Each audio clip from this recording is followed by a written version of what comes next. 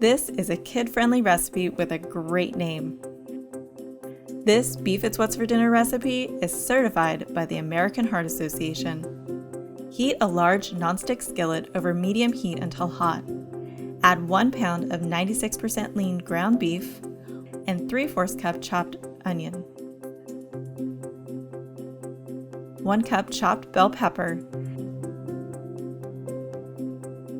Cook 8 to 10 minutes, breaking beef up into 3/4 inch crumbles and stirring occasionally. Make sure the beef is cooked to an internal temperature of 160 degrees Fahrenheit. Stir in 1 12-ounce can, 100% vegetable juice. Add in 2 tablespoons lightly packed brown sugar and 1 tablespoon Worcestershire sauce and bring it to a boil.